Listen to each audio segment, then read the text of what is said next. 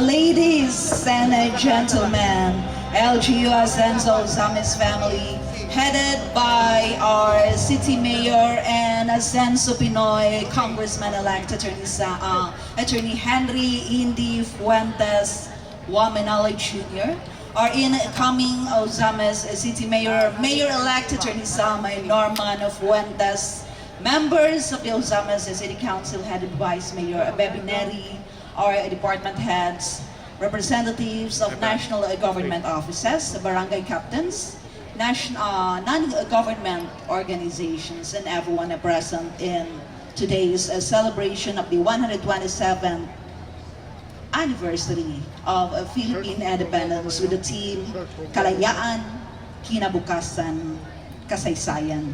Today we gather as one people, one nation, and one proud Ozamiznon community to commemorate a defining moment in our country's history, the 127th anniversary of Philippine independence. This year's celebration is not only a reminder of our hard-won freedom, but also a call to continue the legacy of our heroes by building a future rooted in unity, progress, and patriotism, and under the dynamic and people-centered leadership of the Ascenso Ozamiz administration, we honor the past by moving forward stronger, more resilient, and more united than ever. Let this day be a tribute to the courage of our forefathers and a celebration of the Filipino spirit that continues to shine in each of us. As we continue with our solemn commemoration of the 127th anniversary of Philippine independence, we now proceed with the wreath-laying ceremony, a heartfelt tribute to our brave heroes who fought and sacrificed for our freedom and sovereignty.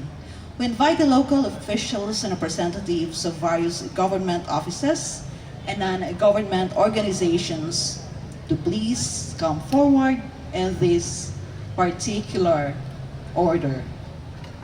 Ozamiz City Mayor, Attorney Henry Indy Wamenali Jr., to be followed by City Mayor-elect Attorney Sam Norman Fuentes, the Honorable City Vice Mayor Simplicia Neri, members of the Ozamiz City Council, department heads, DILG Ozamiz City, Philippine National Police Ozamiz City, the 2nd Provincial Mobile Force Company, Bureau of Jail Management and Penology, Bureau of Fire Protection, Philippine Coast Guard, Philippine Veterans, Liga ng mga Barangay, Knights of Columbus, Ozamiz Chamber of Commerce, Filipino-Chinese Chamber of Commerce, Religious Sector, COA Ozamiz City, Department of Education, Ozamiz City Bankers Association, Ozamiz City Muslim Association,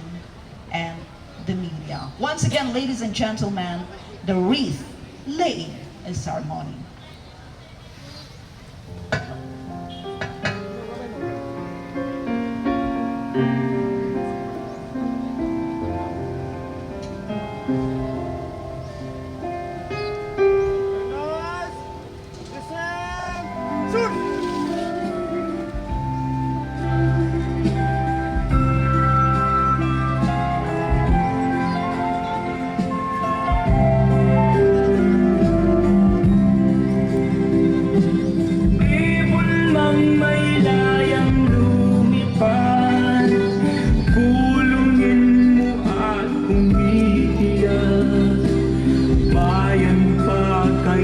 Sakdal nila ang di magnasang makaalpas.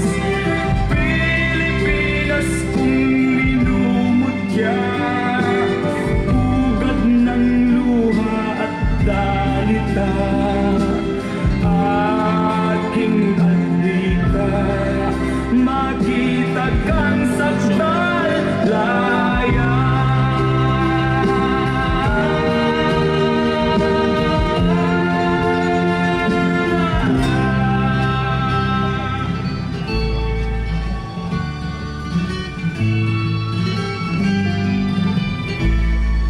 Ako'y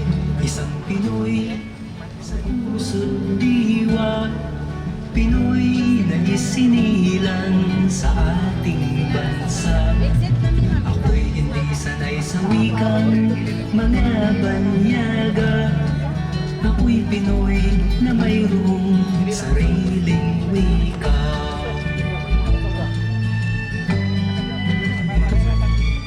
Wikang pambansa ang gamit kong salita. Bayan kong sinilangan, alam kong lagi ang anayatan. Sigat Jose Rizal, nooy nagwika. Siya ay nagpangaral sa ating bansa. Ang hindi raw magmahal. Okay, thank you very sa much, sarili. everyone. We now will now proceed with the volleyfire, it should be led by the members of the second BMFC, to be followed by the taps with Mr. Lumer of Villa.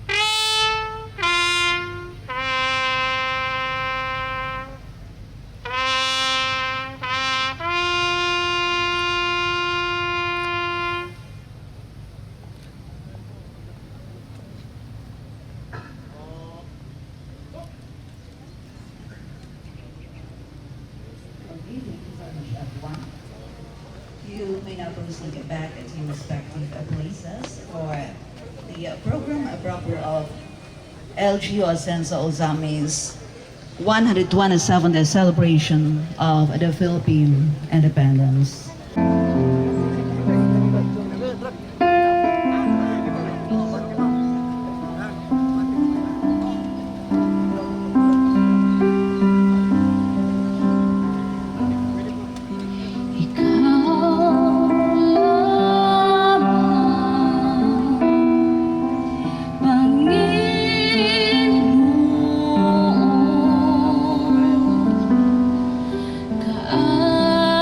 Kaagad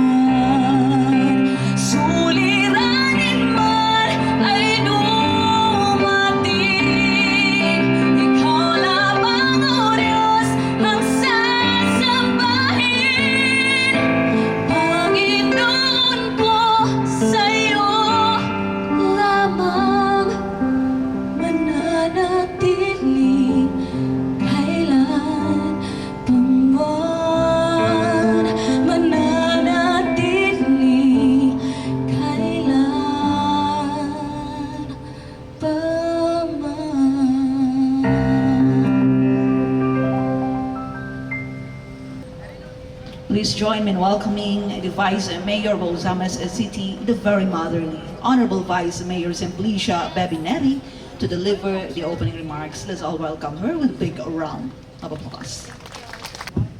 Good morning to each and every one of us. Happy Independence Day. Today marks the 127th anniversary of our independence, being a Filipino free people.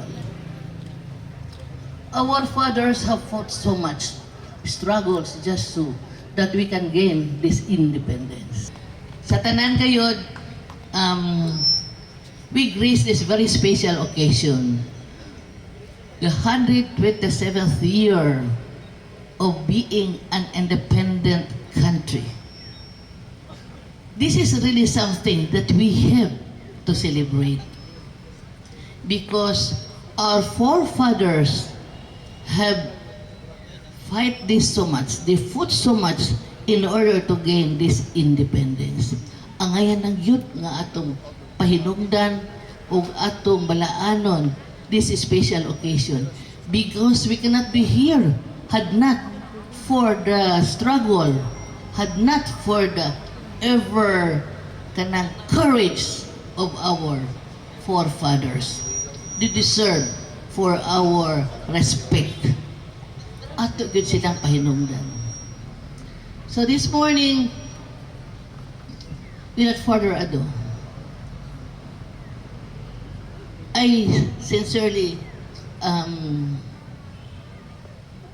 recognize everybody for your mga pagari ko, mga Muslim, rokna, mapita.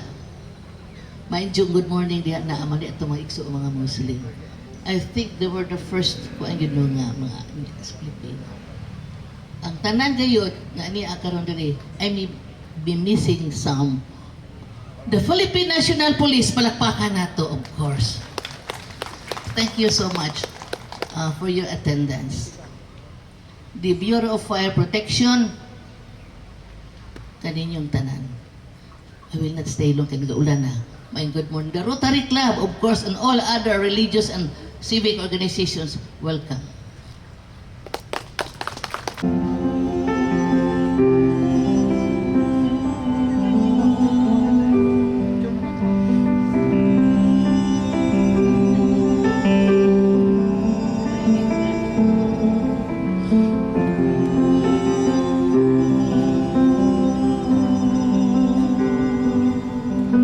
Sa pagsapit ng dilim, ako'y naghihintay.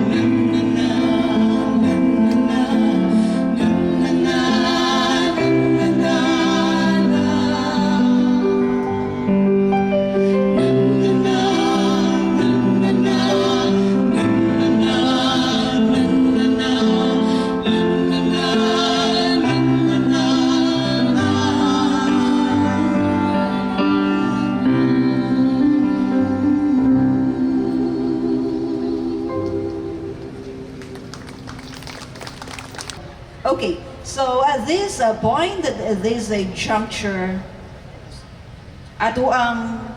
we are very proud. I am very proud na ipresenta kanyo. It is our honor to hear a message from a leader who represents the hopes of a progressive, usa ka malambuon, usa ka maasansado nga dakbayan, an inclusive future for Ozamiz. With great pride, let us now welcome the incoming Mayor of the City of Ozamiz, Mayor-elect Attorney Sam Norman Fuentes, as he shares his message of commitment, unity, and service to the Ozamiznos, the people.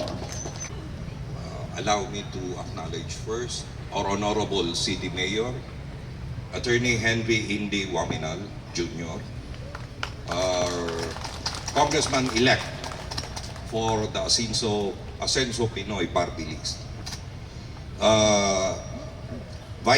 the Honorable Vice Mayor Simplicia Bebineri, and the members of the Sangguniang Panglungsod of the City of Ozamiz.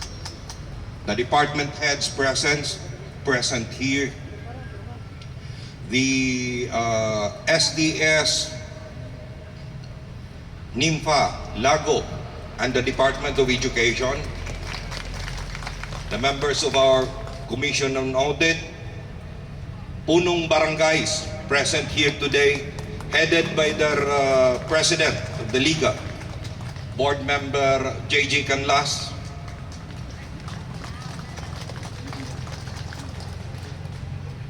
Sir Jimmy Larasan of the Knights of Columbus, who were our honor guard for the wreath laying, Ma'am Elvira Tan, the President of the Ozamiz City Chamber of Commerce, Engineer John Kerwin C., the President of the Filipino Ozamiz City Chamber of Commerce,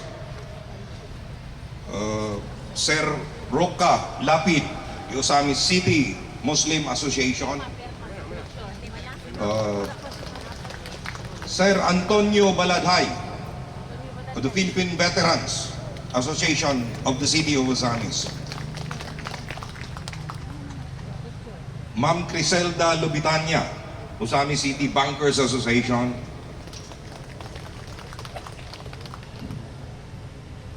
the members of the uniform service of our partner agencies, the Chief of Police of Ozamiz City, Lieutenant Colonel Harvey S. Avellanosa,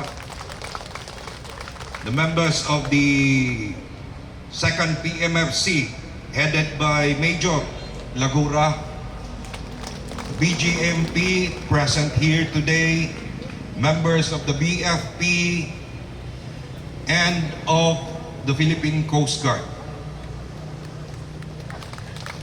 Friends, and other civic organizations. And before I forget, the members of the clergy, represented by the Reverend Father Marvin Osmeña and Reverend Ricardo Yul Yanez. Friends, ladies and gentlemen, good morning to each and everyone. In behalf of our city mayor, the incumbent city mayor right now, Honorable Attorney Henry Indy Waminal Jr., allow me to give this address. We are gathered here today to commemorate one of the most sacred and significant events in our country's history, its 127th anniversary. This year's theme, kalayaan, kinabukasan, kasaysayan, echoes through time and speaks directly to our hearts as Filipinos. It reminds us that freedom is not just a gift from the past. It is an ever-present challenge and a commitment for the future. We stand here today because 127 years ago, our forefathers choose courage over silence. They choose to assert their rights against the then oppressive mode of government by our colonial masters.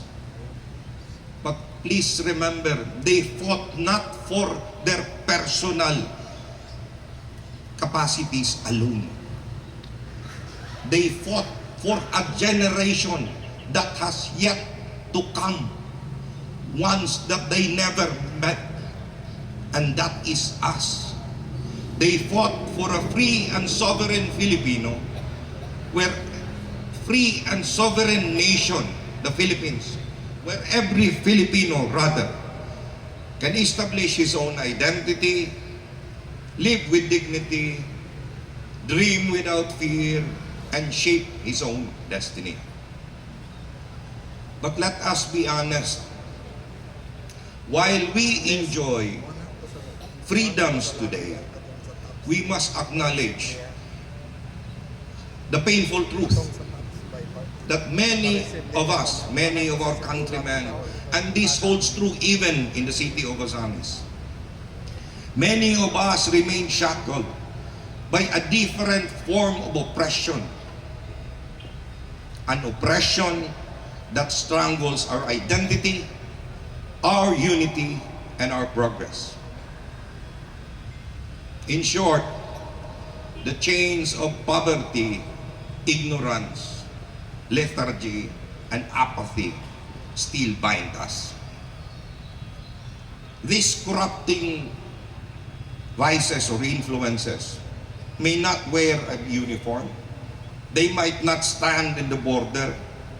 It might be amorphous in nature, but the damage they do to our country is very real. Poverty holds back potential. While our governor, through his efforts, has been able to elevate us, taken us out from the 10 poorest provinces in the country. We have been elevated from a third-class city to a second-class city. But still, we cannot deny the fact that a lot of our constituents, a lot of our fellow Ozamiznos, and this holds true to the whole country, are still marred within the low-earning strata of society. This remains to be addressed. Ignorance limits opportunity. We have strived through the aligned efforts of our provincial government for the expansion of the one family, one professional, one family program. And while the province has given us 600 beneficiaries, the city through the city mayor and with the active participation of the vice mayor and the city council has been able to expand this to 1,400. In other words, adding 800. But still, 6,000 remain. So we really have a lot to go on. Also, lethargy kills ambition. And the most pernicious of all, I would say, is apathy. Apathy or indifference. Because this transcends and engulfs all strata of society. We are not talking here of education. It's not with education, neither with the income level. The indifference, because it curtails, it stops us from believing that change is possible. That is why here today, reinforcing national pride, unity, and identity is more than just a patriotic message. It is a moral duty and obligation. And this holds most important and especially true for those of us in the public service. Because people who do not believe in themselves will never rise. As the saying goes, a house divided cannot stand. So also a city disunited will never thrive. And a generation without pride in the roots will have no direction in the future. Mga kaigsunan kong Ozamiz nun, this is why I speak to you today, not only as an incoming Hizoner, but rather as a fellow Ozamiz nun, with love and reverence for our city and deep respect for the struggles or the continuing struggles still of our people. I take this Independence Day as a solemn reminder of our shared mission, not just to govern, but to uplift. Not just to build structures, but build lives. Not just to manage systems, but to reaffirm and instill trust, empower individuals and families, and inspire hope. This is the very reason that our local direction is already defined. We will align with the governance, our governance with the core values and spirit of the Ascenso Ozamiz administration already established. We will strengthen education and skills development so our young can become not only workers but also builders and thinkers who will shape the future of Ozamiz. We will provide support for our public servants, both in the civil and uniform sector, to assure peace and stability in every corner of our jurisdiction. We will promote an accountable, transparent, and digitalized governance so that services will be fast and truly responsive to the needs of the people. We will expand livelihood and support for small entrepreneurs to bring real, tangible economic freedom to each and every Ozamizno. Empower communities through inclusive programs because we believe that to attain and retain Ascenso, this must be para sa atong tanan. Let me reiterate, the struggle for national identity continues. It continues every time a young Filipino doubts his self-worth. It continues every time a Filipino family loses hope. And the struggle is not in the battlefield. Rather, it is in our day-to-day lives, in the government offices, in hospitals, in classrooms, and in every barangay where someone can still stand and say, dili ta pwede nga magpabiling ni ining kahimtanga. So this is our revolution now. Not the Jacobin bloody revolution, but rather a revolution of service, a revolution of transformation, a revolution of unity and compassion. So today, as we remember our heroes and commemorate their deeds, let us make a solemn vow not just to wave flags, but to imbue and live the values they have left behind. Let us carry forward the legacy of kalayaan by choosing to fight for those also upcoming and left behind in our society. Let us shape a kasaysayan that we can be proud to pass on. And let us build a kinabukasan that every Ozamiznon deserves to live. Together, let us write a new chapter of our city, one marked not only by growth, but by dignity, identity, and unity. Mabuhay ang ating kalayaan! Mabuhay ang sambayanang Pilipino! Mabuhay ang dakbayan sa Ozamiz! Padayon ta kanunay sa asenso Ozamiz, daghang salamat sa ikaduha, maayong buntag sa tuang tanan. Thank you very much, our incoming City Mayor Attorney Salman Norman Fuentes. As we reflect on the enduring spirit of our nation's independence, it is truly inspiring to hear from a leader who embodies the same spirit of hope, progress, and unity. We are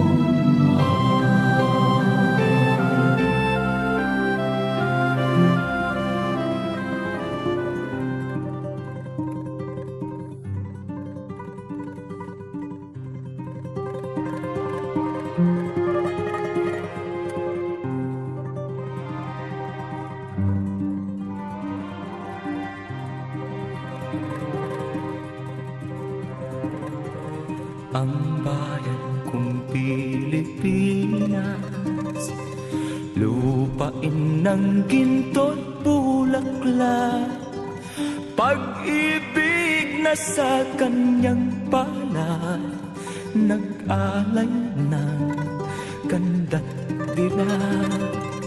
At sa kanyang yumi at ganda, dayuhan ay nahalina.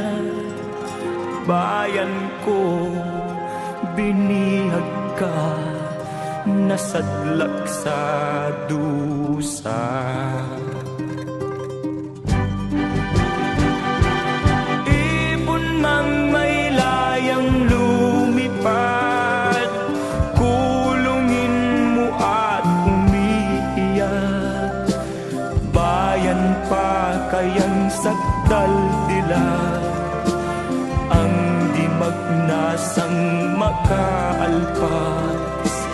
Pilipinas kong minumutya, pugad ng luha at dalita. Aking adhika, makita kang sakdal laya.